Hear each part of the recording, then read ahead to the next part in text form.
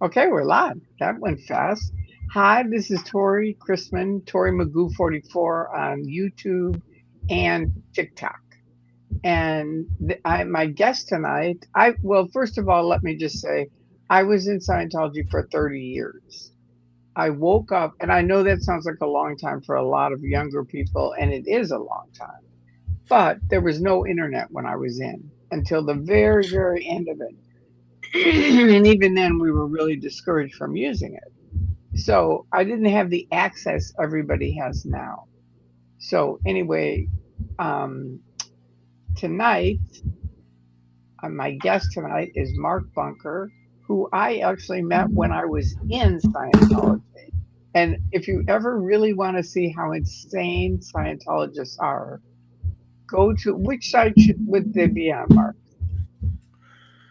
Well, you can go to my YouTube channel, which I think you can get to either YouTube, Xenu TV, or YouTube at Mark Bunker. Right now, I changed it to Mark Bunker, but I think at Xenu TV will get you there as well. Okay, good. But he has great videos because he has videotaped people for years. So he really literally has fantastic videos that a lot of people don't have. So don't miss out on that for sure.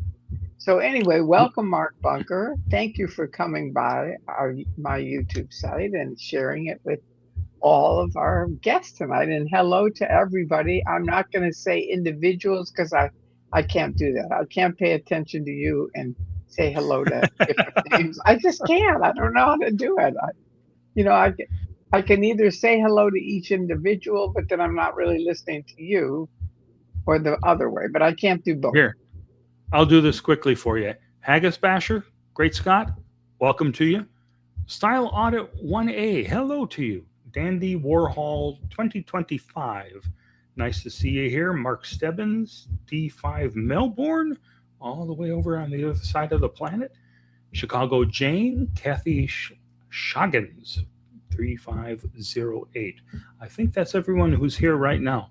That I can stopping do. by. That I can do. But I'm talking about when we talk, when you talk, and I'm listening to you. Then Mhm. I can't. I'm not good at saying hello to people as they come in. Ah. So, what did Kelly just ask? What and I chopped liver? I just introduced you. I said you're my moderator, Kelly.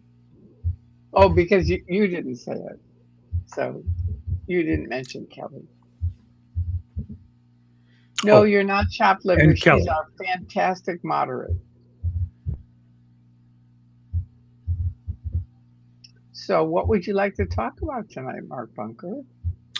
Well, Magoo, I think you had me on to talk a little bit about my campaign running for another term on the Clearwater City Council. I would When like to we're hear more about it and hear about how it's going. So well, fill I us mean, in. we're in the early stages. This is the time when we go around and gather signatures to get on the ballot. So I have another I think till around May 15th. I have to look up the exact date, but we have until then to collect 250 valid signatures of registered Clearwater voters. So we That's not always bad. collect, yeah, we collect, 350 because a lot of them won't pan out. So so we're working on that, and then I saw my competitor doing a powerhouse interview online a couple of weeks ago. So he's taken to the airwaves before I have, but here I am with Tori Chrisman. Here you So are. boom, that Here- blows the internet wide open for me. Exactly. Exactly. And I know a ton of other people that would love to interview you also. So I'm available. you're available. So that's good to know. So how the 250 signatures are have to be registered voters in Clearwater, Florida, right? Right. They have to live within the Clearwater city limits. They cannot be in unincorporated Clearwater. and there are large chunks. There's like a huge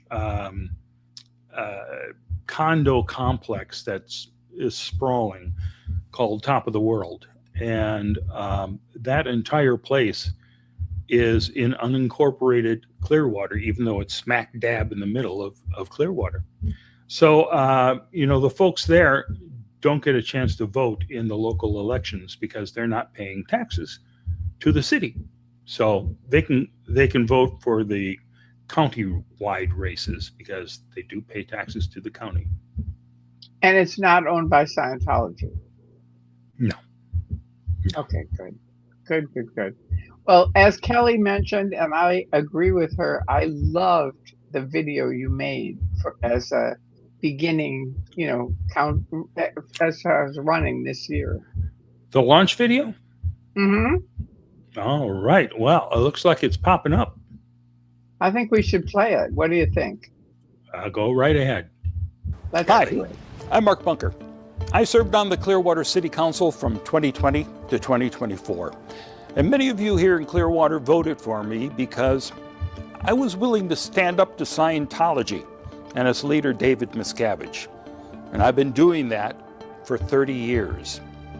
Miscavige says he wants to be a partner to the city, but he has repeatedly stabbed us in the back. In 2017, for example, he sabotaged the aquarium's plan to move downtown, which was our best hope for revitalizing the area. And then, Miscavige had the gall to demand that property for himself. And when he didn't get it, that's when he stabbed us in the back. He cut off all communications with the city and then started secretly buying all the available downtown property at 2, 4, or even 6 times the market value, all in cash, purposely keeping those buildings empty for years to hold our downtown hostage. And this scheme was discovered by the Tampa Bay Times several years later. And when it happened, Miscavige lied about having any connection to it, only to later confess that this was his grand plan all along. You should care about who is on the city council, because Miscavige certainly does. If the current council doesn't do his bidding, he says, all right, I'll wait for the next council. Well, in 2020, he got me, an outspoken critic, unafraid to take him on.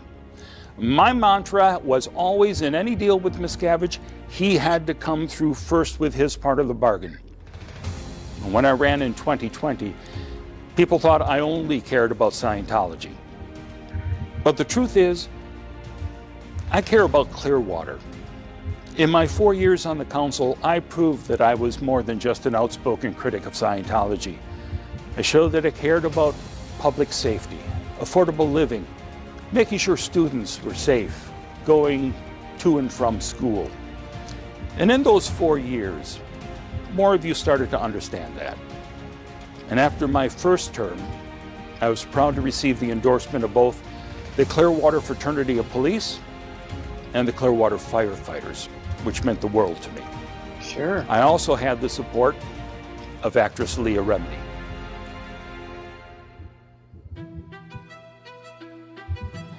So, who's running against me? A young man named Sam Wilson, with connections to some of the biggest names in Florida politics, with the deepest pockets. Oh, and Scientologists are giddy with excitement at the thought of him being on the council. And that should tell you everything you need to know. We cannot allow David Miscavige to have complete control of the city council. Not now, not ever. And this is going to be a tough battle.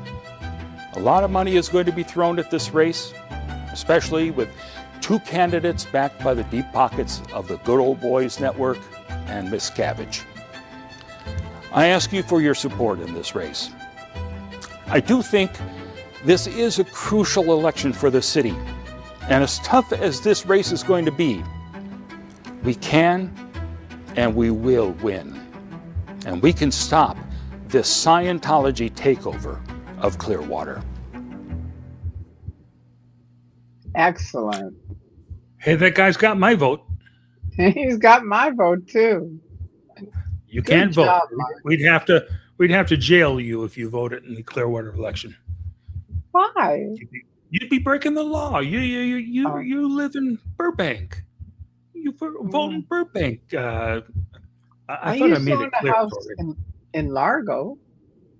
Anyway, Well, I really like that video. It's really well made. thanks. Well, Yeah. Brooks Gibbs actually put that together, and he did a great job. We went over to his studio and shot that, and then he did all the editing.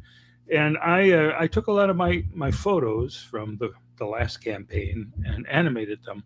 And the AI is getting so great now that it looks fantastic. Yeah. So shots of me there in the park where the camera's kind of moving around me, or there's one where I'm looking off and with the sun behind me, and the sun keeps like popping out behind my head, making the little rays there. That was all created by AI. Wow. I mean, That's from my amazing. basic image, Yeah. and so, and it's fun to make David Miscavige lean in and like raise an eyebrow like a villain. He is an awful person. I can say personally, when I was in Scientology, this is just a little story, but it kind of shows you what kind of person he is. They have a, which you know, but for anybody who doesn't, they have sort of a slave camp called the RPF. And for their Sea Org members who are lifetime members, and committed to working for them for 35, I think it's now $50 a week. But one of them, and one of my friends, Tony Clark, was working in the kitchen, and David Miscavige was eating, and he was upset with a fork. And so Tony very nicely said, "Would you like me to get you another fork, Mr. Miscavige?" And he said, "I don't like the way that guy talks. Put him on the RPF." I mean, like that, just like that, just pitched him under the bus. And it's like there's many, many stories of him doing awful things to people. Yeah, and the thing is, when he meets with the city council members here, and he's met with a couple different councils now, at least the one right before me and the one right after me. They have individual meetings with Miscavige so he can pitch them on his wonderful plans for downtown. He refuses to see me. He was scared of being in a room with me. Yeah. But at that point, hey, he's Mr. Charm. He's a boy, and we got to be partners. We've got a great future for the downtown. Just let me have everything I want. I honestly don't even see how he can say that with all those buildings owned by them and nothing happening in them. I mean, how does he do it? Well, I mean, he's been promising to do something about them for years now. And when I was on the council, I said, terrific. You go first. And then when you finish putting businesses into all these buildings, then we'll give you what you want. But you have to come through first. That's good. So far he has agreed to snap his fingers and have 3 of those dozens and dozens and dozens of buildings refabbed. And there's one that's got some sort of restaurant opening up in it soon on Cleveland Street.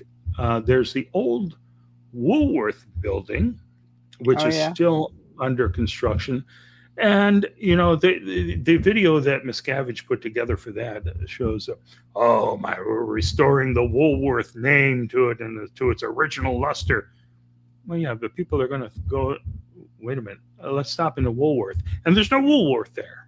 It's just, okay, I'm glad you have a nice facade. But who knows what's going to go in there. And if Miscavige was serious, if he really believed what he's been telling the city, which is, I want a vital active downtown for my parishioners. They come here, and we have to bus them over to St. Pete. We want we want them to stay here. Well, he has every opportunity to have done that over the past decades, Sure. and he has not.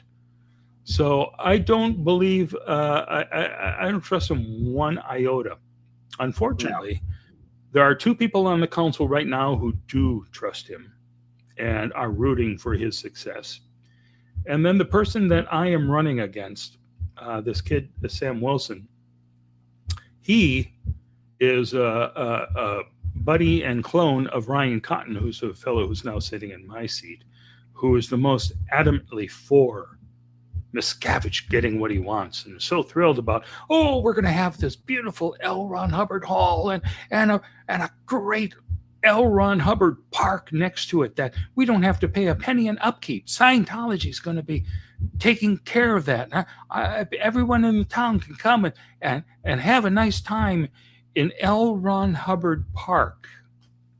So he sees that as some positive, whereas it's really kind of a kiss of death for the downtown, as we've been making good progress in revitalizing downtown despite Scientology.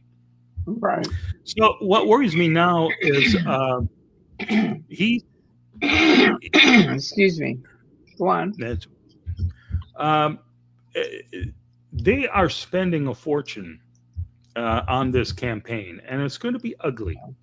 I've seen some of the ads already. The entire GOP structure here is behind my opponent. This 24-year-old kid who worked in the office of Anna Paulina Luna. And she's endorsed him. All the mayors of recent past have endorsed him. Has he done anything before? No, he's never run for office before. This is the first time. But he's going to have the most polished, professional, glossy mailers in the mail almost every day, essentially. So we're going to be, fighting to stay up with that. But I think I'm on the right side. And I think as we head into debates, that will be clear. And we do have the first one kind of booked. There's a candidates forum that I was just invited to this past week. Great. And so at least the two of us will be there, and maybe the candidates for the other seat as well. And we get a chance to answer questions from the audience. So that will be when it's interesting. Oh, right. Yeah. Because will Miscavige be there? No, Miscavige wouldn't come out in the open. No. I know. See, don't the people there see that right away? I remember in '79 when I was there, and they hated Scientology. They really did. Well, they still do. But I don't think anyone would recognize David Miscavige if he did pop out like who's the woodchuck on never mind. I know what you mean. I know what you mean. But nobody expects to see him on the streets of Clearwater, just the way nobody expects the Pope to be showing up on the streets of Clearwater.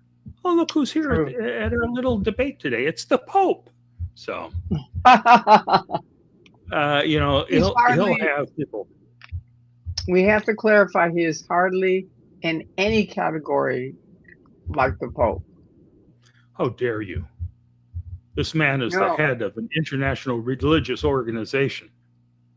You treat him with respect. No. All right. Well, not a religious. Scientology is, and this is now an AI. Scientology is a fraudulent, mind control business pretending to be a religion. That's actually what it is. It's a business. It's not a religion. Yes, religiously themed business. And this racket, this enterprise, should be taxed. At least all of your auditing and all the classworks and all the books that you are forced to buy in Scientology, that's a business expense. Right. Right. People should be paying taxes on all of that stuff, and they don't. If we could just tax that and let the religious side of it stay There tax isn't a exempt. religious side of it. Yeah, but at least the great bulk of the way they make the money, except for those huge donations of millions of dollars from the whales, but the bulk of the money that comes from paying for expensive therapy sessions and having to buy all of these republished books over and over and over again and put them in your garage, those type of things should be taxed. Of And course. if somebody on the federal level, Right. who could open up hearings on this, Right. that would be great. And that person would be our representative from this area, Anna Paulina Luna, who is sponsoring this kid who's running against me. So she's not going to do it. She's been taking money from Scientology, like so many of the right-wing politicians have over the decades. So it's hopeless there. And that's the deal. I was listening to the kid who I'm running against, Sam Wilson. And I call him kid because he's 24 and he's been referring to me as this old guy who's obsessed. Oh, So, all right, of kid. course. So he's going out there and doing these. Well, so far there's only been one interview that I'm aware of. He went on the powerhouse show, the Kelly Show, and the Kelly Show has no relationship to R. Kelly. Yeah. There's a woman whose first name is Kelly. She married a guy with the last name Kelly, and now they do a radio show together called the Kelly Show. Okay. And I first bumped into her when I ran for office in 2020. I was in the Citizens Academy that Clearwater holds once a year, where people who live in Clearwater can come and do a 10-week course where every Thursday night you learn a little bit more about different departments in the city. So you'll go over to the police, fire, parks and rec, all of these different agencies, and have a chance to find out what they do and ask questions of them. So it's really a terrific thing. And I was in that class, and so was Kelly. And I heard her at the end of one of the classes talk to another one of the candidates for the race at that point for the city council. And she asked him, "Oh, would you be on my show? Would you?" And as soon as she's finished with that, I went up to her and said, "I'd be happy to be a guest on the show. I'm running for office too." And she just kind of looked at me and turned away, and she didn't want me. And so it's always been kind of a chilly relationship between us, because she's on Scientology's side.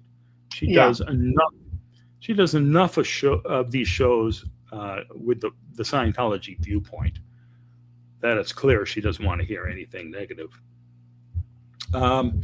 So the kid's on there, and everything's terrific. This old kook, he's obsessed, but he lost the last time. He thinks he's going to win this time? He lost already. People are sick of him. All right, we'll see how it goes. Because I have a feeling that in any of our debates I can take the kid. Sure. But the huge advantage that he'll have is the incredible amount of money being spent on his side to destroy me. And I see that it looks like they're already going to start with the lies and distortions, as they did in the last campaign. They didn't come after me at all. They went after Kathleen Beckman, who was on the council with me, and she was running for mayor. And they kept sending out flyer after flyer after flyer, lying about her record. Right. And I can see in some of the comments on Facebook and that oh yeah, they plan to do that to me now. But I will be ready to respond. Good. Good. I mean, I'm just shocked. I really am that they've pulled off as much as they have. Because I was there when they had Save Sparkling Clearwater stamp out Scientology. And they were hundreds and hundreds of people honking out Scientology, protesting. I mean, they hate Scientology. And I went to their meetings and everything because I was in at the time. So I know how they feel. And it's just amazing that they're, in any way turning it around. And how many guys are on the city council that are Scientologists? Well, there are no Scientologists on the council. Good. There are two people who are heavily favoring Scientology now in their votes. That's the guy who replaced me and the new guy in the other seat, Mike Menino. They are chomping at the bit to give Miscavige that street that he wants. And thank heavens Brooks Gibbs came along and gathered 8,000 signatures. Wow. To the city to add a referendum question onto the ballot this fall. Hopefully it'll be on this fall. Should the city be able to give away or sell a street downtown to anyone? That's a good question. That's a good question. Without first getting the public to vote on it. So, and that, of course, slows down the city if they decide, well, we want to move on with this. Let's just give them, let them build their little silly L. Ron Hubbard Hall that towers over the downtown. It'll be fine. Money. But I mean, it really is the type of thing where it would be great to have the citizens vote on that. Sure. And they were shy in the past because in 2000, when I first moved here with the Lisa McPherson Trust, and at that point, the downtown was already dead. But the city was about to lease the entire downtown to an outside developer for $1 a year for 99 years. And he was $1 a year for 99 years. He was paid. But the public had to vote for it. And granted, if they had won, it probably would have solved all of our problems. But excuse me, by now, these people would have fixed up all the buildings. They would have kept them out of Scientology's hands, and they would have hopefully put business into everything if they could with Scientology's presence down there. Right. But at the time that vote was taken, right before the vote, there was an article in the paper that had a poll that was taken by local residents. And there were troubling results there. 66% of the people who were polled said, if they fix it up, it's only going to be for the Scientologists. And 100% of the people who responded to the poll said, even if it was redeveloped, we still wouldn't come down there. And that's kind of a troubling number. 100% of the people are saying, no, we don't want to get near downtown. We don't want to be Good. close to Scientology. Well, good in some ways, but bad in others, because as I said, if they had managed to wrest control of these properties, this developer who's not attached to Scientology, and they were able to put businesses in there that could thrive, that would have solved all of our problems. But that was not to be. And when I was on the council, now here, one of the things Sam is saying in his little interviews, at least he talked about it on Kelly, is he's got one, he won't mention the word Scientology. He's got one subject that he talks about. That's all he cares about. And what does he care about? Just one subject. And He's what is the kid's saying about me that I'm obsessed with Scientology without saying the word Scientology. You know, he's saying this guy had 4 years to do something about this, and he did nothing. So we're going to put him back in there again? Well, you know, I actually did quite a lot, and I'll detail. You did a lot. Along. What does he say about the whole, you know, the area with the park and everything? He didn't mention it. I'm sure he's happy that we redeveloped it.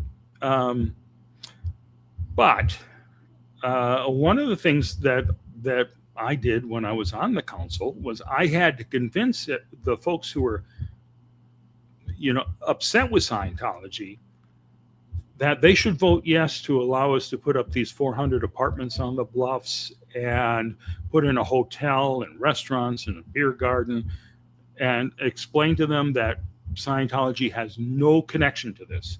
This is going to prevent Scientology from taking every space downtown. And that one passed. So I had a little impact there.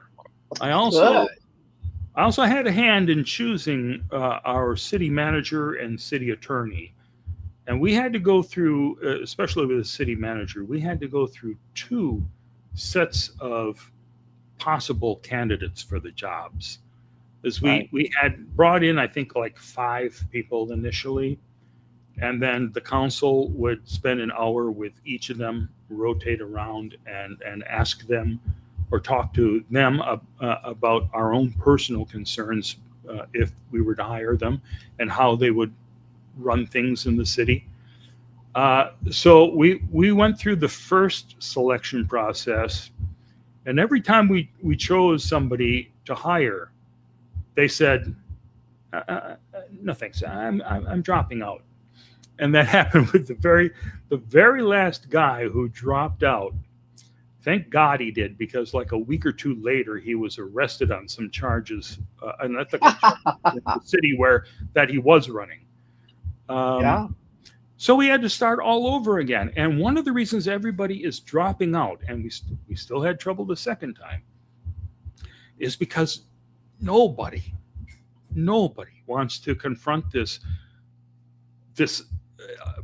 problem that affects only Clearwater. No other city has to worry about a cult downtown who's purchased up all the buildings and are sitting on them and are chasing people away.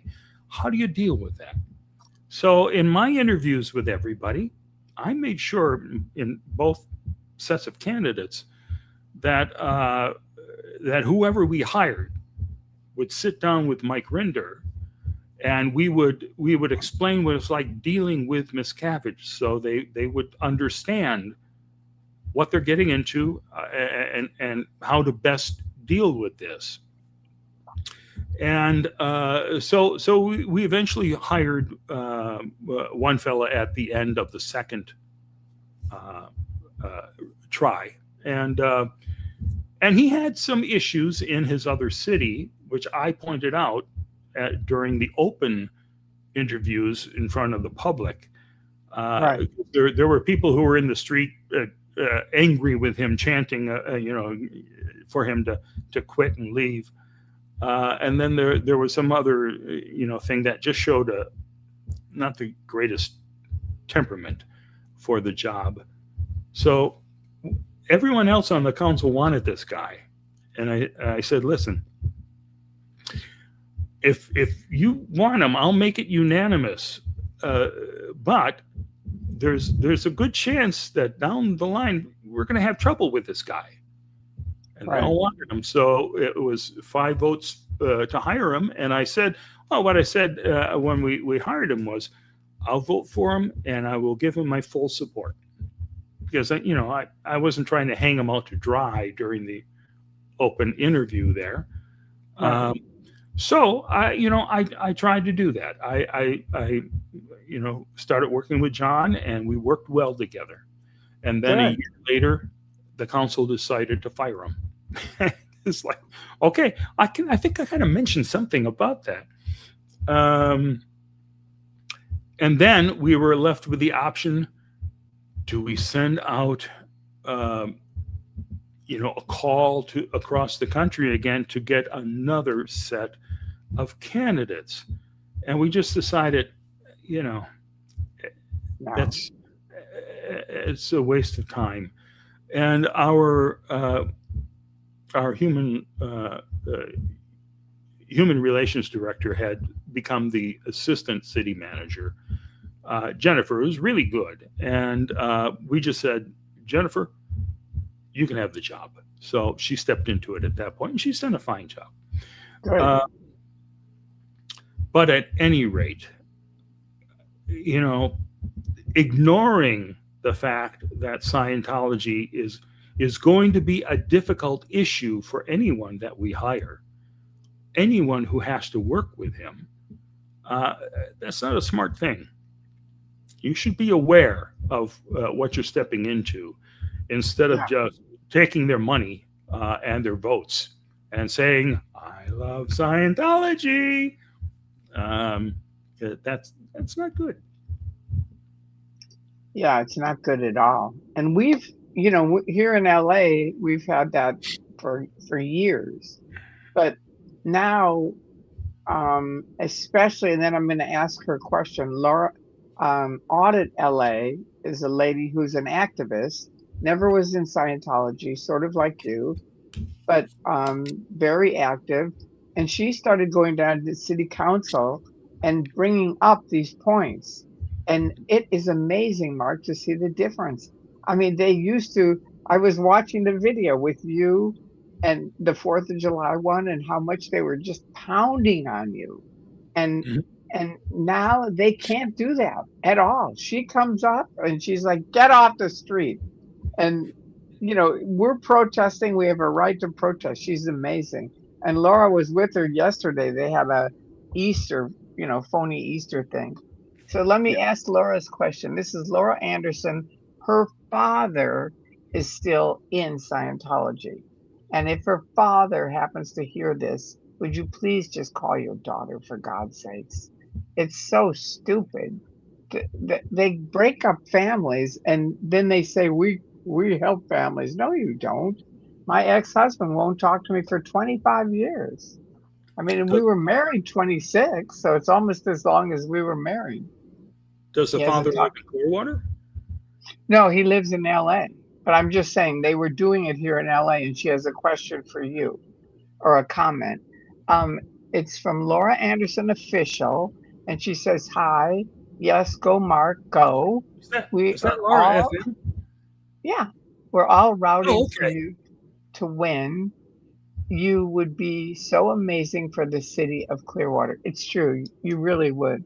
They would be lucky to have you. I appreciate that. I do have a lot of support here. I gained a lot of support from my first race, where they thought that, who's this guy? He's a nutball taking on Scientology. But there were 5 of us in the race, and people liked my message, and I got elected. I had the most votes, 38% of the votes, I believe it was, in the 5-person race, which caused the city to change the way they do elections entirely. Because once I was on the council, another council member, Hoyt Hamilton, was not a bad guy. I like him. But, he wasn't happy that I won. And so he said, we have to have runoffs. No one should win with less than 50% of the vote. Right. And I said to him in the meeting, well, I would have preferred to run unopposed as you had done a few times. But okay. But the argument that we made was that it costs so much money to have to mount a second campaign if no one gets 50%, then the top two vote getters have to do a runoff, which means another campaign raising more money to get those folks back to the polls again. Right. And that's a high hurdle, Very high. Not for people who have the deep pockets. And unfortunately, folks on that side of the aisle have all the money that they could possibly need. So what it has done, and this is the first year that we've had runoffs. What happened is that big field of 4 or 5 people running for each seat vanished. And there was one wealthy Republican candidate, Sam. Well, Sam's not wealthy, but the deep pockets of everyone surrounding Sam with the entire mechanism of the Florida Republican Party are going to be behind him. So I've seen some of the PR stuff they've put out so far, and it's nice and glossy. So he had no one else running against him, and I decided I'm going to run. And then there's another woman for the other seat, and she was running unopposed. And I talked to one of the fellows who ran in a race last time we were running. Really terrific guy. Really, oh my God, this guy is really tied into the neighborhoods. He's been very active. He'd be great on the council. And I urged him to enter the race so she wouldn't walk in unopposed, and he's done that. So, good. The two of us will be able to fight back and try to put some balance onto the council. Right. Right now, we have a pretty solid groupthink that's going to get even more solid if these two new people win. And it's a group thing of what? Groupthink. They all they all believe in the party line for their party. Okay. And like Sam who took over my seat, got himself into a huge mess of trouble when he put on the agenda changing the name of our main street down to Clearwater Beach from Court Street to Charlie Kirk Way. And people came in and filled up the chambers, very angry that he would dare to even suggest that. Sure. And they were ripping into him, and by the end of it saying, we're going to make sure that you do not get reelected. Yeah. But, to think Charlie Kirk has no connection to Clearwater. No. And it is tragic that he died and left behind a wife and kids. That's horrible. But he is not necessarily somebody that we should be celebrating, especially since he has no connection here. Yeah. So, but that's and Sam, who is running against me, Ryan's close friend, believes the same things, and he was at the Charlie Kirk race and hanging out with all the Scientologists who were part of this Charlie Kirk rah-rah session. So that's what I mean by groupthink. You got people who are hardcore, who, it's hard in a time when the country is in such a horrific shape. Right. To have more of that. Yeah, no. Even on a local level. Yeah. Does not strike me as good. You mentioned Mike Rinder, and to anyone who doesn't know, he passed away, I think last year, right? Uh, Likely, I'm bad with I dates. know we're bad with dates, but anyway, he was a great guy, and you know who could help you if we could get him is Tom DeVock, because he used to work right next to Miscavige, Yeah, and he definitely knows a lot of stuff. So anyway, we'll poke around on it. I'll talk to some people and see what we can okay, do. Because if you could get like some of the people there, and then he could kind of sure. educate them, it would be intense. All right, now power 49ers for life. Okay, question. Has Scientology sent a PI to follow Mark? I'm assuming Scientology might be doing some dirty tactics because you are running for city council. I haven't seen anybody follow me in decades. I did when I first started doing this back in 2000. I did find that there were PIs on my tail. This is like when I first, met Tori and shooting all these videos out there. I was working for a company that did market research for movie studios, and I drove from LA down to Orange County to a movie theater there, gathering an audience together to watch some new film. And I'm working outside the theater, and some woman comes up to me and says, "The guy's been taking pictures of you for the past hour?" Oh, no. Wow, Okay. And yeah, interesting. he was a PI. I went right up to him and I started talking to him about his employers and some of the, perhaps unsavory things that Scientology has done, like, the death of Lisa McPherson, and just so you know who you're working for. Right. And he kept his mouth shut, and we walked out to there was a big parking structure, and I was right by his side yakking the whole time, and he didn't want to get into his car so I would see his license plates. Right. So we walked out of the parking structure, we walked across the street into a furniture store, and then came out of that. And again, me yakking at his side the whole time. And we crossed back to the other side where the parking structure was, and he just waved down a taxi and sped off. And then later on, I'm sure came back for his car. Hmm. And we used to see PIs following us around during the LMT years. Jeff Oh, Jacobson, who was our librarian, was really good at spotting them.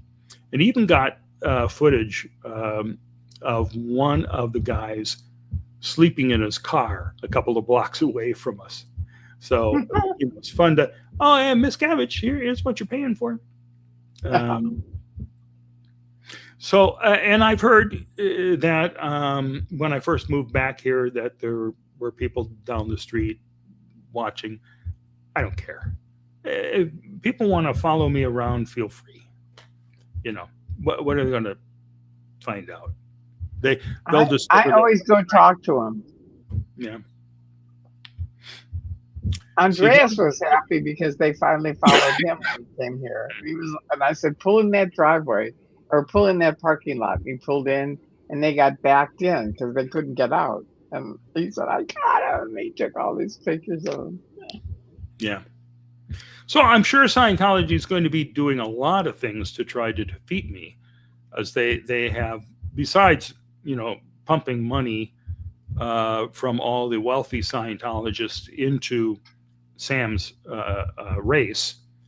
Uh, They'll be finding plenty of ways to interfere. We caught them the last time. Calling up Pat Harney, the PR lady in LA for Scientology, was calling up people saying, "This is a very important election. We want you to vote this way. There's an SP in the race. Don't vote for him." And the person who Pat was talking to said, "Well, what's the name?" She said, I can't say the name because it's illegal for a church to be pushing a candidate in a race. good. So I can't say his name, but it's Mark Good. Bunker. So we had on record that Pat Harney was calling all Scientologists to say, you got to vote against Mark Bunker. Yeah. And I'm sure that whole thing is going to go on again this time as well. Oh, it will. It will. They used to, Craig Jensen, who was one of the wealthier guys here in LA, and he would send out a letter for every election telling us who to vote for and why. And they were all people pro Scientology. But I mean, when you think back on it, it was so weird to get this letter saying this is who you need to vote for. Yeah. Well, I mean, it happens in more churches than you'd think. Really?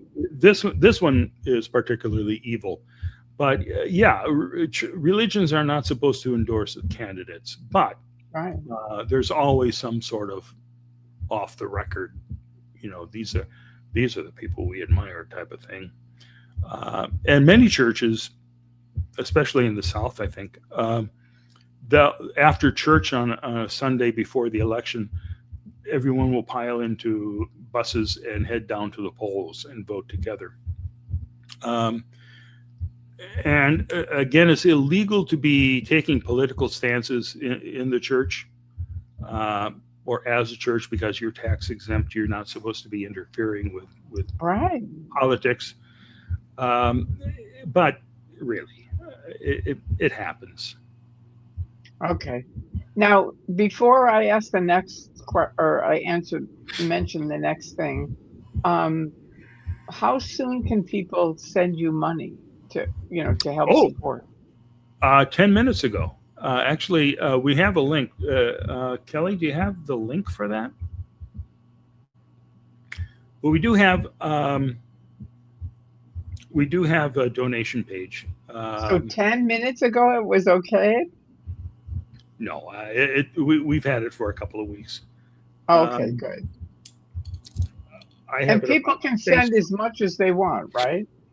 Well, there you go. Kelly's got the link there for anyone who wants to donate. Please donate. Yeah. It's so important for us to be able to fight back.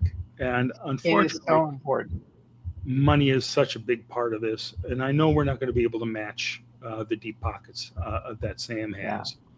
Yeah. But your help would be greatly appreciated and very important. So the way it goes, you can just click on one of those amounts. You can choose other if you'd like and pay less or pay more. The limit for an individual living anywhere in the United States, even though you can't vote for the race unless you're a registered Clearwater citizen, if you live in the U.S. from anywhere, you can donate to the campaign, and the limit is $1,000 per person. So please dig deep, get that $1,000, and get it to me right now. Exactly. Needs now. Whatever you can do, that's terrific. What's the deadline? There's no deadline.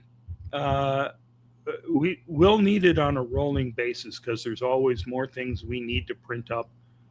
We haven't gotten any signs yet. We haven't gotten any mailers made. That comes a little bit later. First thing is gathering all the signatures and getting on the ballot.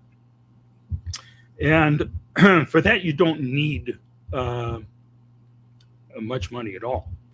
But once, if you want to have something to hand to people when you're knocking on doors, to say, hey, I'm Mark Bunker, and this is what I stand for, and all that kind of stuff.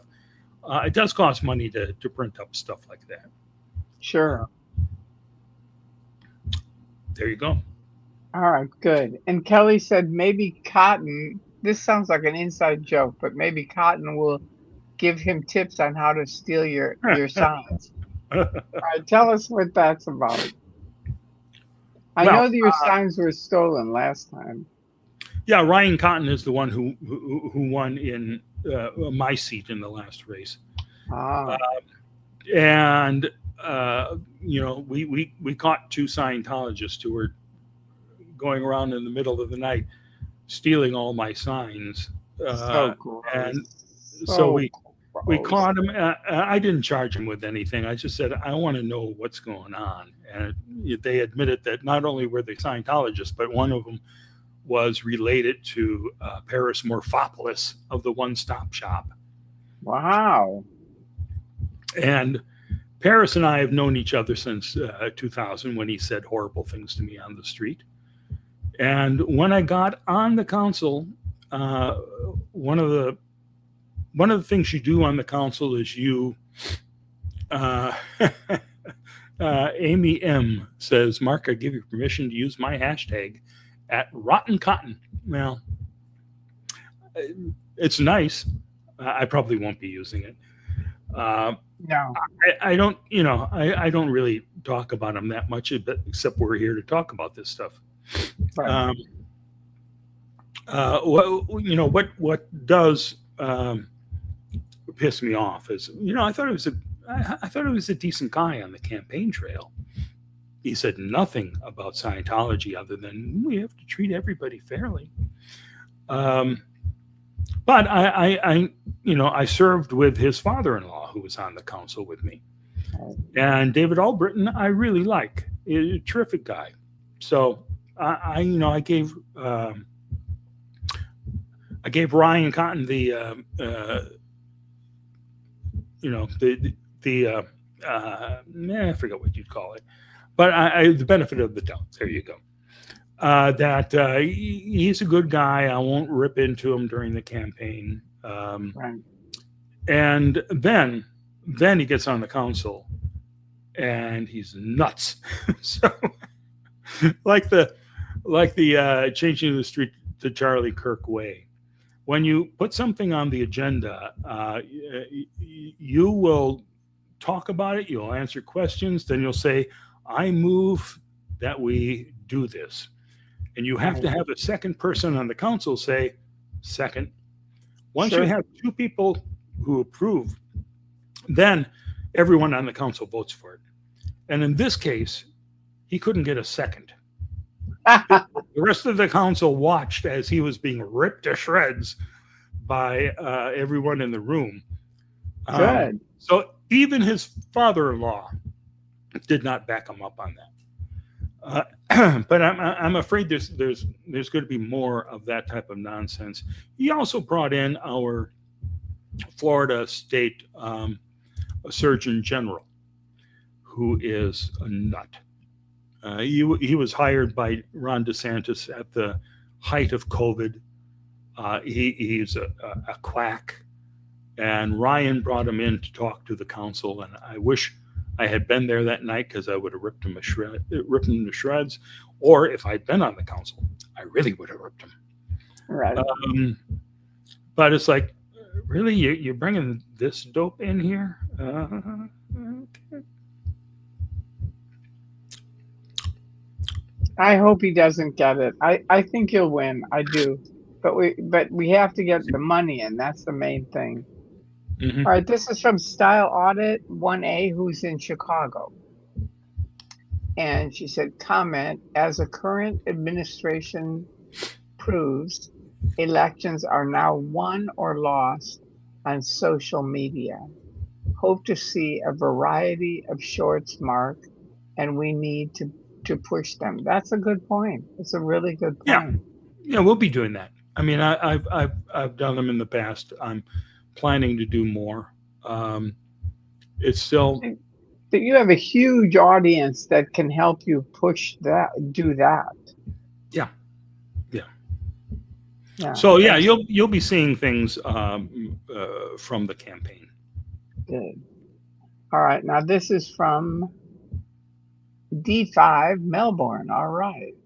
Question: does the council or government have any say over Scientology's vacant buildings? In Oz, I'm told that it is their building, their business. Yeah. Florida State has very strict safety measures for property owners.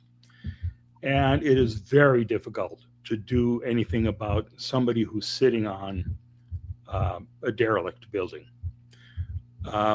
There has to be a real safety code violation before you can even say, listen, you got to bring this up to code. Right. You can't force them to put anything in the building. It's so weird. So yeah, that's, I talk to our city attorney all the time about this. Public domain can be used if the city is taking it for some public use. For instance, Right. we could take a parking lot that's across the street from the library that Scientology owns. And sometimes they let the city allows the city to use it for parking for, the library or whatever. Right. But not always. And we could say we need that property. We're going to put up a parking structure there because we need the extra parking downtown. That's justifiable. You're taking it for a public use, and Scientology, of course, would take us to court and say, no, you can't have that. That's ours. So you have to have that basis on your side before, But that's a good one. That would be a good one, I would think, because I think the town would go with you on that.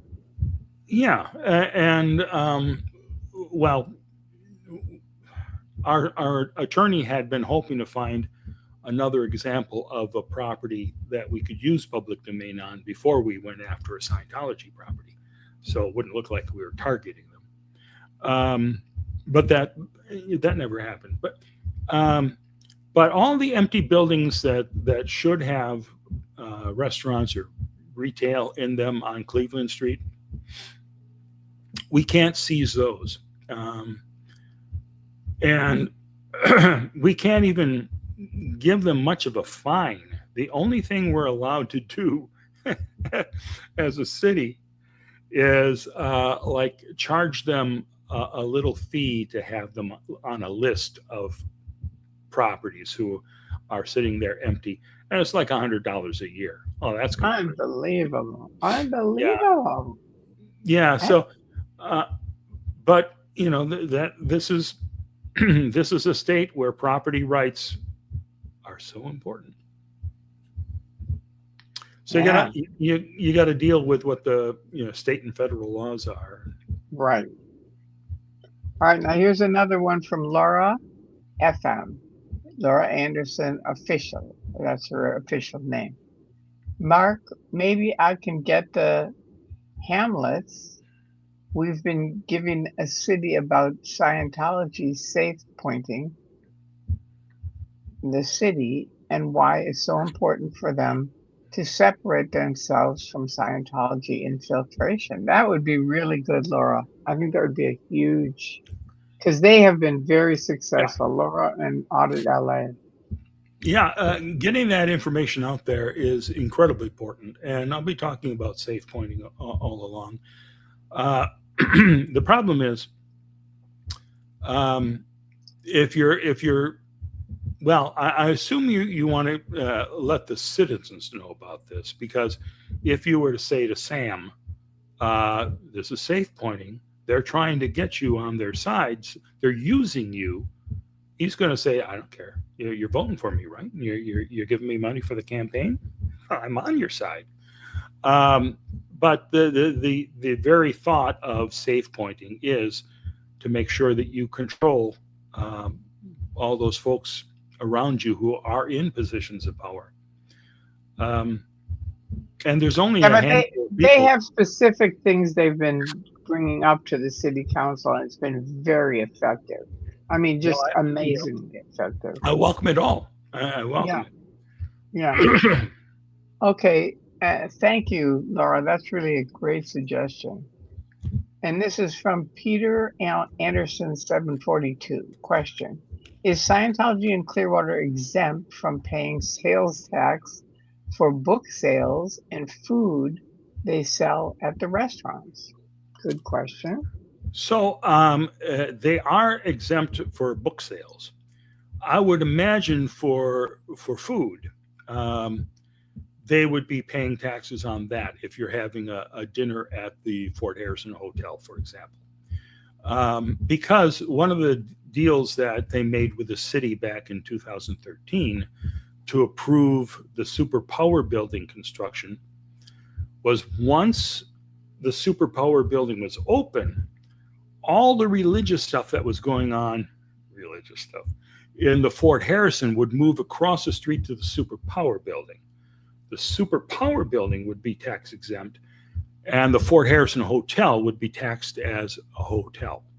So we do get bed taxes from that. Wow. And the restaurants that would be in there, it's not a religious restaurant. So I imagine those meals have to be taxed as well. Sure. Yeah. Good. Thank you. All right. Now this is from Hagabasher Great Scott. Excuse me. Question. Would Scientology be shifty and try to sign up can they do that? Non-residents and R1 visa residents as voters. Could they do that? Well, it's illegal. So no, I don't think they'd be able to do that. Yeah. I mean, for God's sakes, there's checks and double checks now if you want to register as a voter. So you have to prove that you actually are a resident, and you have to prove your address, stuff like that. So, Right. And they know they're on thin ice with that city. well, I just don't think that, and hopefully no one would be trying to vote illegally. I don't think it happens that often, even though apparently, if you listen to one party, it's nothing but fraudulent voting everywhere you look. I don't think that's the case. No. Sorry, I have on and off, and it's only when I'm on my video I get all gargly. So I apologize. This is from Amy, and she says, question, when you win, that's good. I like that. Wait, hang on. Okay. When you win, can you find a way for the council to take public comment via Zoom? Like we can, that's right, because these guys call into LA all over the world now. They're doing it.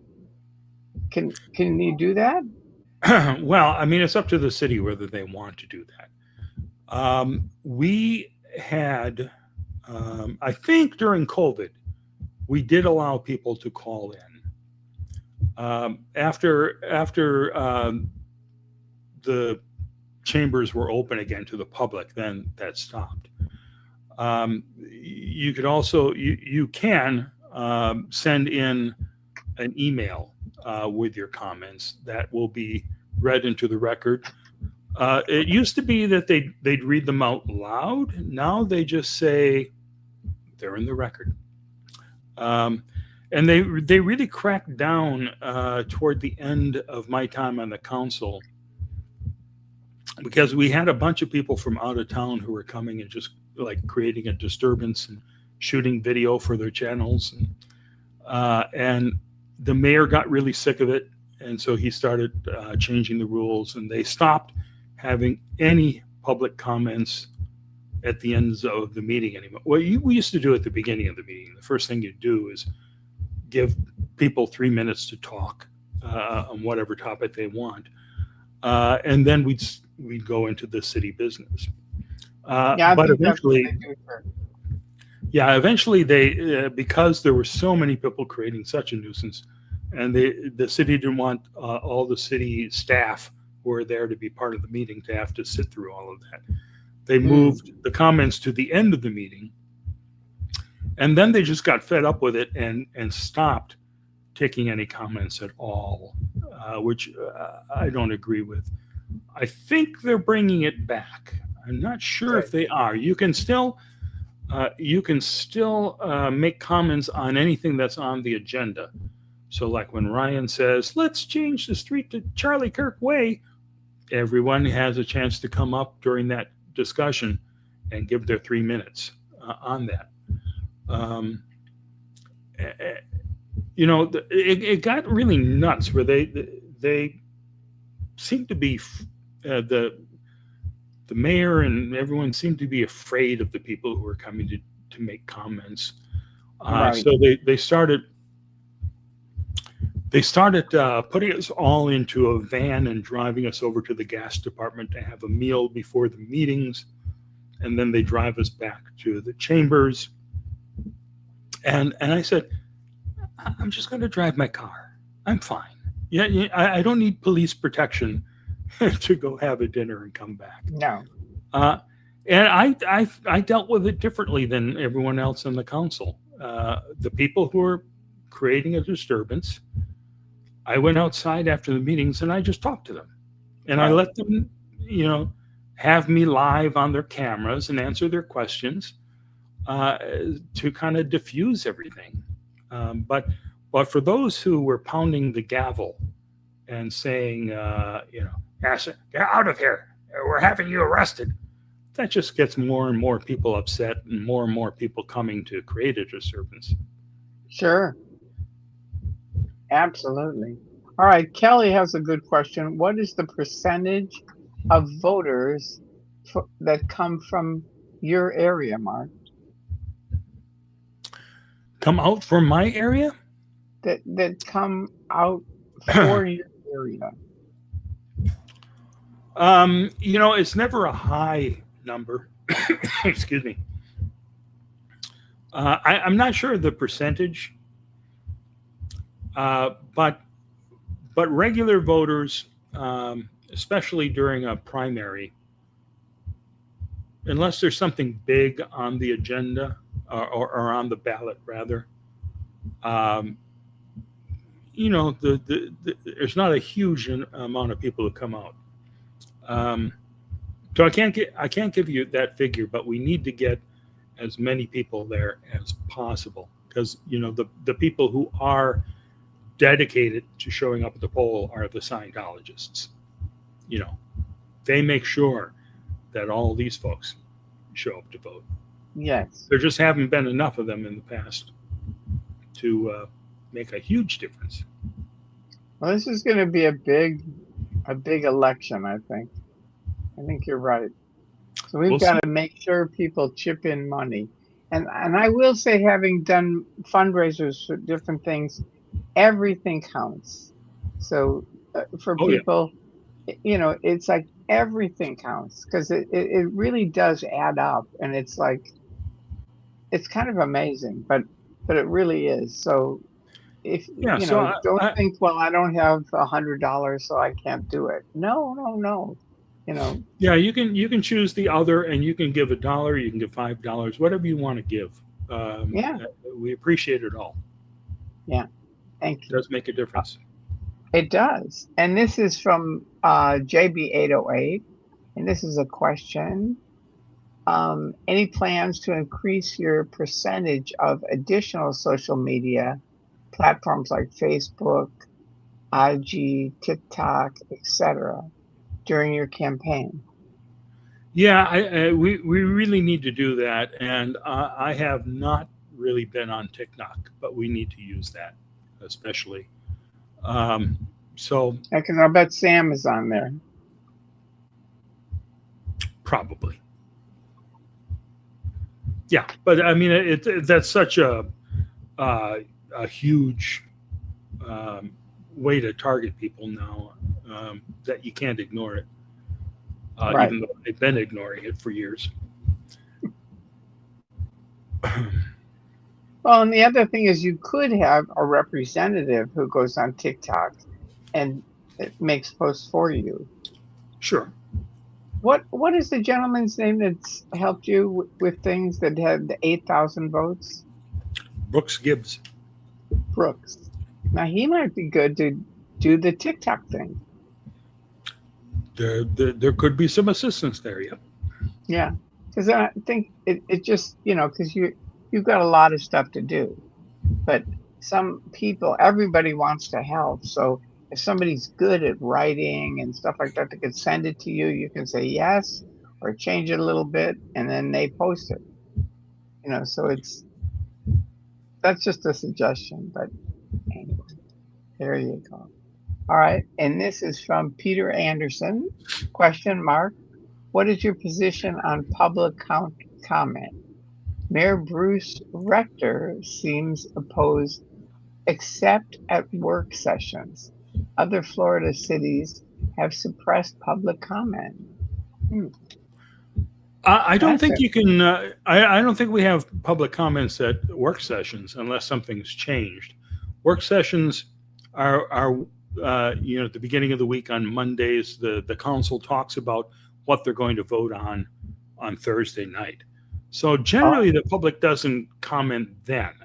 Thursday night, when they're actually taking a vote on stuff, that's when the public can get up and talk about something on the agenda, or at the end of it, have 3 minutes to talk about anything not on the agenda. And yeah. Bruce Rector seems to be opening it up again. I haven't been paying close attention. I know Hmm. that our last Mayor Ongst, shut it all down. Um, and I think when Mayor Rector took over, it was still shut down for a while, but I believe they've reintroduced uh, citizens to be heard. I think it should be open to the public to share whatever you want to say. If you want to, rip us to pieces, that's your right. I mean, we're there for you to tell us what you think, and it doesn't bother me. I guess because the Scientologists, I'm so used to them coming up and saying Yeah, horrible, horrible things to me. yeah. All right, thank you. Um, but there are people who seem to be very upset about that. I You think, have always handled it really well, I have to say.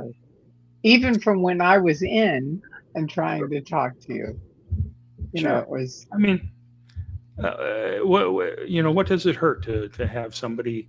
Now, if somebody pulls out a gun, all right, that's a little bit different. But if somebody wants to come up and call me a suppressive person or whatever rotten, stupid bastard I am at a meeting, it's fine with me. but I do want to You, say this in case anybody in Clearwater listens to this interview, because Scientology, when I was a member, asked me, their Office of Special Affairs, which is their PR and legal, and they do dirty tricks. I didn't know they did when I was in, but they did. And they asked me to go to your house with a protest sign saying an awful thing. And I just said, no, I'm not doing it. I said, you don't know. I had already been protesting around you and I knew you were a good person. And I just said, I'm not going to do that. That's awful. And Dan Mernan did. He went out inside and then you put him on your website for, I think, 2 years or 10 years. It was like a long time. But yeah. they do that Well, he's kind of still thing. on And it was YouTube. just flat out lie. It was just like a flat out lie. So it's like people, I hope they But have to kind of think about. I think that's important, though, to point out that this is the policy. Um, Right. find out their crimes. If you can't find any, and manufacture them. Make So them up. there you go. Here, the stuff they were doing in front of my camera back in '99 and 2000. It's the first time a lot of this stuff was ever caught on film. You know, Right. have, Right. have people surrounding you going, "What are your crimes, Mark?" It was Yeah, fascinating. that's why they were crazy about you, because you had the camera. And see now, because there are so many cameras, they've dramatically changed how they are. Because they can't do that stuff because they know it'll go right up on the internet. Sure. So it's interesting. All right, now D5 from Melbourne said, question. We're in the process of contacting Australian members of parliament on the Scientology cause. Any tips for us to capture their attention, Mark? It is not taken seriously here. Well, Australia took it very seriously. I don't know if it was 10 years or so ago where Senator Xenophon held hearings, and they actually took action on Scientology because he was brave enough to step forward and say this is something we need to take seriously. So it's just a matter of finding somebody that's interested in tackling it. For so many politicians, what's in it for them? You know, unless they personally are affected by it, or you hit on something that is really important to them, like, you know, child abuse in the Sea Org or something like that. Sometimes it takes a hook to get people interested. But generally, if you've got personal stories, especially, or if you know people who have serious personal stories, see if you can arrange a meeting and go in there and talk to them and ask what can be done. Good. Very good. All right, now here's another one. This is from Peter Anderson, 742. Question, Mark, how would you have handled the Michael Taylor, aka Armed Fisherman's, communication/inappropriate actions with city manager Jennifer, I don't know how to say her last name. Poyer. Okay. Yeah, well, what I did, I didn't see what he said about Jennifer or to Jennifer. I'm assuming that it's horrific because that's his specialty. But I chaired the last meeting that was held before I stepped down, because the mayor wasn't able to make that meeting, so I ran the meeting. And I told the armed fisherman and his gangs, listen, I'm not going to pound the gavel. I'm not going to have you dragged out of the room. Just keep the 3 minutes, and you can say whatever you want to say. And they did. And rather than it being a big free-for-all, it went pretty smoothly. The one thing, though, that I didn't factor in is some people are not as able to hear attacks as I am, apparently, because at that point the armed fisherman was really ripping into our former chief of police, Dan Slaughter, who is now an assistant city manager. And he just spent 3 minutes ripping into Dan without me pounding the gavel. And, I found out afterwards that he was really hurt by that and felt that I was, traitorous and did that on purpose, that But my feeling was, if you don't turn it into drama, if you're not having people hauled out of there, they'll get bored. And they'll stop coming. What they want is drama and clicks. Right. And I am of the belief, I've always been from the very beginning, free speech. You should be able to say anything you want in any language that you want. I mean, if you want to be scatological and profane, well, we're grown-ups, and I think we should be able to take it. It's like, now on the news, we've seen since Easter Sunday that news anchors are reading the F word from Trump's Easter tweet, and they're saying, don't believe us. This is what the president said. So I think if you're watching news, you should be adult enough to not be offended by an occasional curse word. There you go. All right, this is a comment to you. There you go. Do you see it? I do. Miss you, miss your lives, Mark. And I think that's true for a lot of people. We do. We Yeah, miss you. yeah. I needed to take a break, but with the campaign gearing up, I'll start doing more and more. Good. And do them all over because there's a lot of live people that would like to interview you. Now this is Barney Schneider. Am I saying it right? So Mark, am I reading correctly online that your Florida primary election date is not until August? Is that true? Yeah, yeah. Wow. She said here in Pennsylvania and many other states still have our primary election days in the spring. Yeah, there's different states, different cities uh, have dates for the vote. Right. So not every state goes at the same time. And then if there is a runoff, we would be on the November ballot, where you have more people turning out because it's the more major campaigns.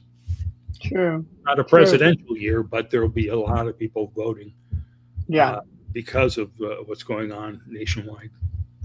Now how about how did have you gone after like Catholics, like the Catholic Church and Christians and stuff like that What do you as mean? far as supporting you? Huh? Oh, no. I mean, again, you're not supposed to have the support of churches. They're not supposed to endorse you. Um, so I just do my stuff, and there are churches that I've attended. The Pastor Willie has a huge congregation here. Uh, I've gone to some of his services. They're really well done.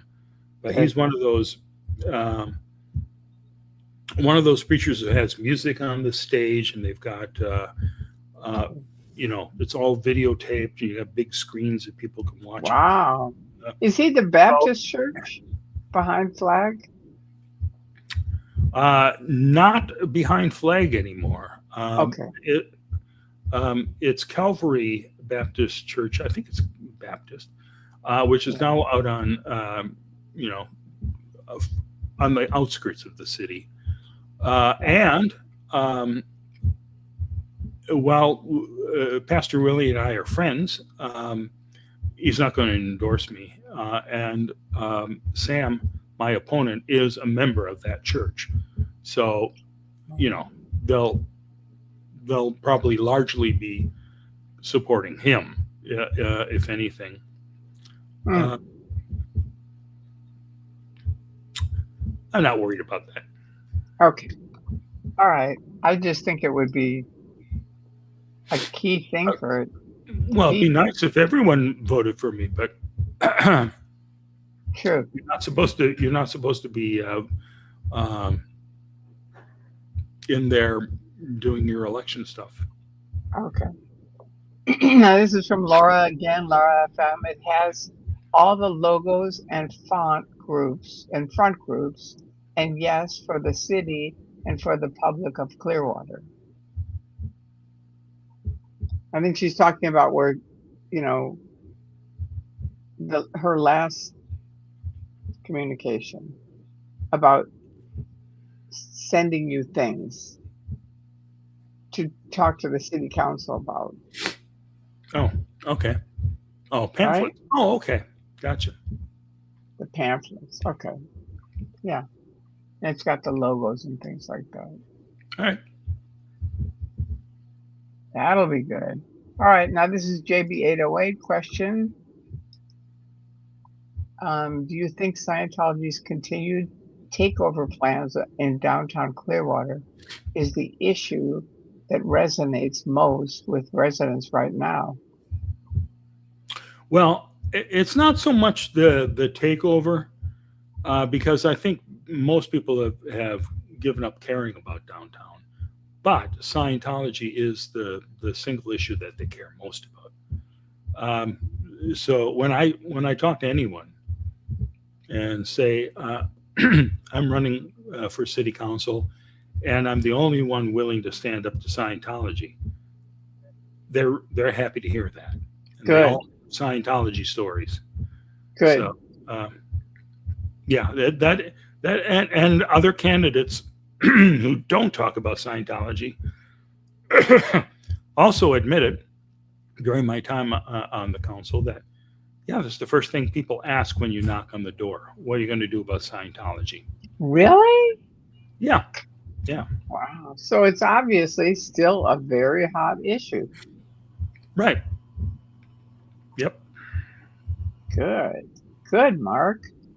All right. I Now, at least can say I've been doing something about it, unlike Sam, who says, oh, Scientology? What? No, they're nice people.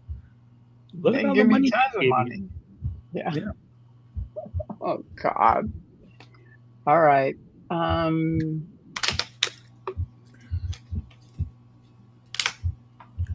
Okay. I think we read this one.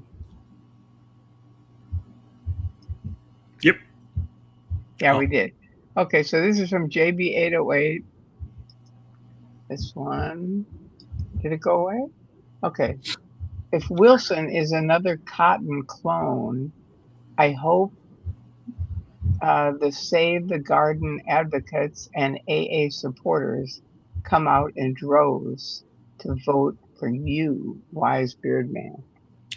Yeah, Brooks and his team, who have collected 8,000 signatures for Yeah. their petition to put a referendum question on the ballot about Garden Street. He's got some of my cards for and finding voters to sign those to get me in. So I mean, he's been terrific, and he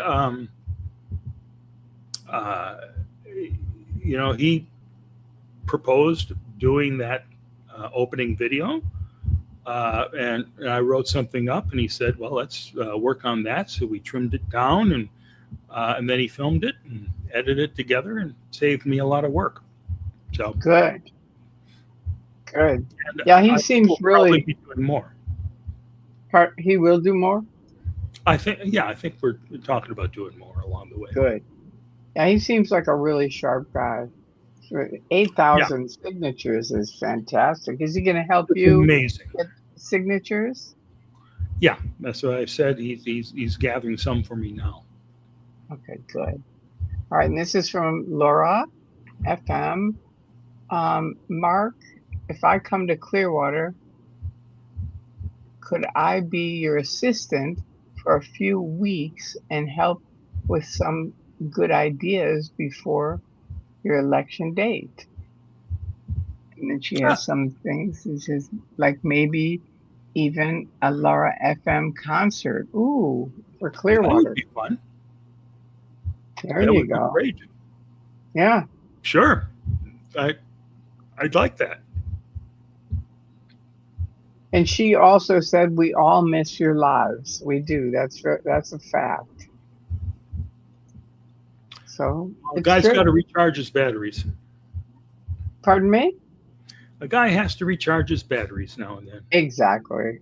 I wasn't planning to be away from it for so long, but it's been kind of a nice break.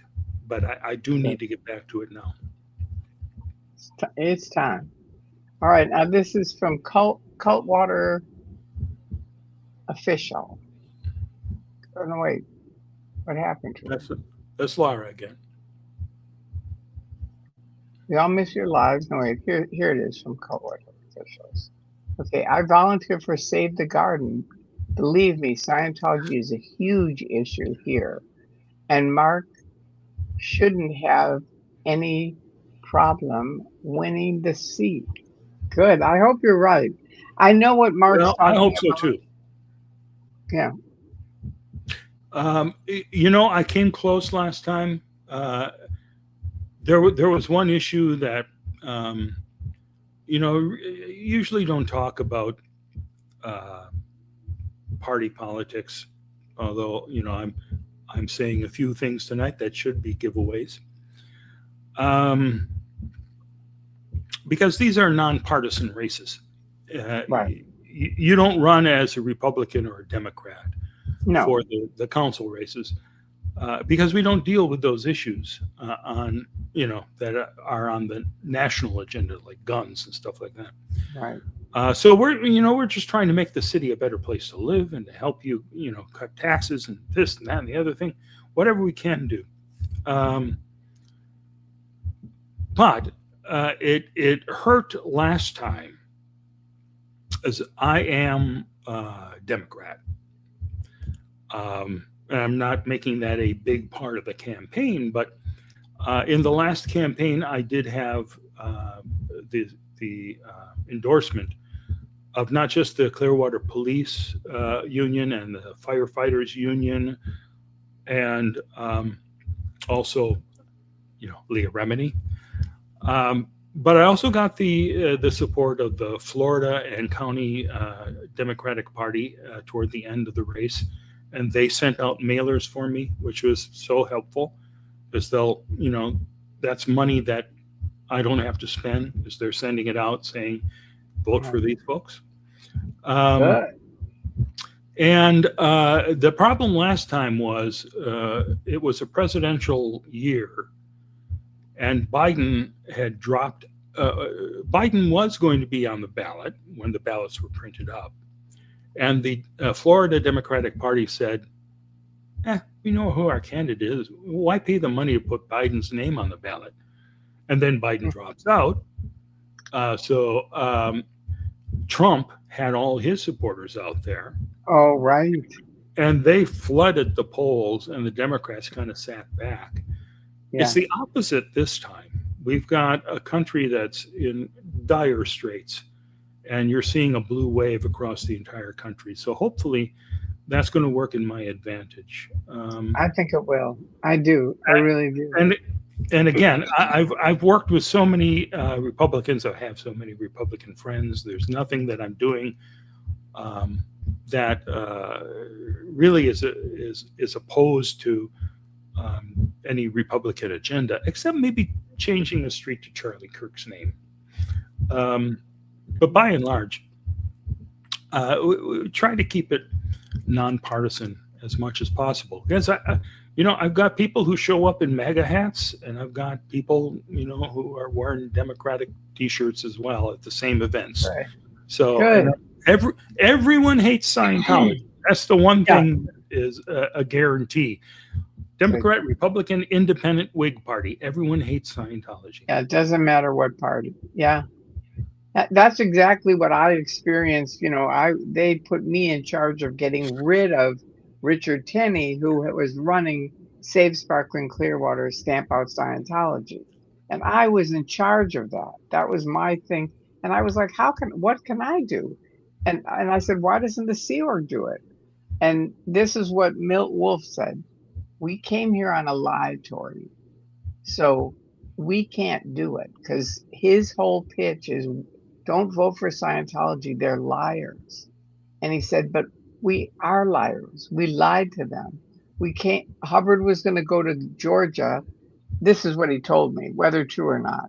He told me Hubbard was going to go to Georgia and come on land. He found out the FBI was there, and they were going to plant drugs on the ship, which is another, just Scientology weirdo thing.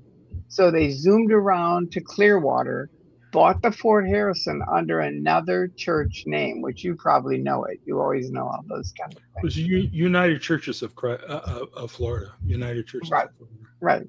So they lied. And they had, I think, guns at the time. They were inside of the Fort Harrison with guns. And he said, these people hate us. So we can't, and we were liars. So we can't handle it. So you have to handle it, Tori. And we had just moved there. And I had a brand new baby. I said, I have my son. He's like a little baby. And he said, Tori, I know you can handle it. And just go do it. And so I went out there, and the first lady was an older woman with an American flag and a, Stamp Out Scientology sign. And I walked over to her and I said, what are you doing? And she rattled off some stuff. And I said, no, the only thing you're doing is making my son cry. and he's crying right now. And I said, you should put your flags away and go home. And she did. She left. And so I thought, all right, I'm just going to go person to person. And I did. I talked to at least 1,000 people. I went to their meetings. I met all you know, the yeehaw big wigs of Clearwater, and they hate Scientology. I mean, hate it with a passion. But I joined Save Sparkling Clearwater, Stamp Out Scientology, and Richard Tenney came in and said, I don't represent you, because I said, you're saying this stuff, and my church is across the street, in front of the press, and Richard Libby was the journalist, and he was writing away and writing away, and I said, you're supposed to be representing all the people, whatever religion we are. And he said, no, I don't represent you. And I said, and that's a quote? And he goes, that's a quote. So later, anyway, Richard Tenney and I had our thing. He didn't put anything in the paper about me because I told him, don't put anything in the paper about me. That's a lie. Because they were writing a bunch of stuff. At least Harold told me that, but whether they were or not, I don't know. But anyway, I went to all their meetings, and Richard Tenney was finally there. And I said, look, I want to ask you a question. I went to join Safe Sparkling Clearwater. You, as the representative, said you don't represent me. And he said, that's because you're a liar. And anyway, he gave this whole thing of, I said, how can you, I want you to explain to the people how you could be a good representative, if you don't represent me just because of my religion. And he shut me down. That was it. But afterwards, there was a long line of people, and they all came up and shook my hand, and they said, we really want to thank you for asking that question. So I really got to see the inside of the Scientology public, and they hate Scientology. I mean, hate them with a passion. And I'll never forget it. I won't, because it's like, I'm just amazed that they're even considering voting for this other guy. I'm just amazed, because you would be perfect. Well, and here's the thing. I'm happy to represent Scientologists. I've told this story before, but I'll probably be telling it again on the campaign trail. But one of my big planks the last time I ran for re-election was bringing some safety changes to Drew Street. And I visited one of the neighborhoods where they had signs up saying, save Drew Street. And I showed up there. It was Neighborhoods Day, which just happened a week ago again. Neighborhoods Day, each of the council members and the mayor and staff, they have a police escort from neighborhood to neighborhood, and you drop by for a bit and say hi to people and talk to them, find out what they're interested in, all that kind of stuff. So we get to this neighborhood, and I see the signs, and I come up to one woman and say, we are going to pass these safety measures, so you're going to get a safer Drew Street. And she was so thrilled, and she said, hey, come on down to the end of the street. I want to show you, a bunch of dumping stuff that people are leaving there. So I was walking with her down the street to that, and suddenly she was yanked away from me by the arm, and it was Maureen O'Keefe, who's a longtime Scientologist, who pulled her aside and said, don't talk to him. He's an SP. And then the word went out to everyone in the neighborhood, because it was a Scientology neighborhood. And I said, well, I'm still helping you. I'm happy to help you with this. And of course, they all voted against me, and they voted for Ryan, who canceled all the safety things we got passed. So, if you just are looking at me as someone, you're a bastard, I'll never vote for you. Well, I was trying to help them. And I'm happy to help them in whatever way I can, except recruiting more people to Scientology. But there are issues that I could definitely help with. Sure. Absolutely. 100%. You have my vote. Again, it's illegal for you to vote. So if I you do, know. they're going to put you in cuffs. They're going to haul you away. I don't want to see I that know, but happen, Tori. spiritually, you have my vote. All right, I'll And take if your I can spirit make vote. any more videos with you anytime, I'm happy to do it. Sounds like we're shutting down. Well, I think we are. It's been an hour. It's almost 2 hours, and that's What? enough time. Yeah, it's an hour and 48 What? minutes. Oh my God! I'm sorry, everybody. I had no idea. Hey, sorry if they didn't want to talk, they would have left.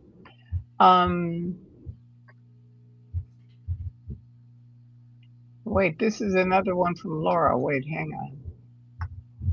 I really can't wait to protest all the Scientology buildings and places I used to be on post at over Clearwater.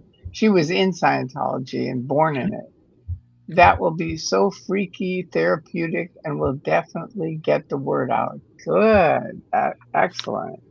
Yeah, back in the days when we had the Lisa McPherson Trust here in 2000, we did have a benefit concert for the trust. That was fun. Right. They brought in Jamie Kennedy, the grandson of L. Ron Hubbard, to great-grandson, I guess, to host the thing, and it was really nice. So a concert would be fun. He would be another great person to bring there. Mm-hmm.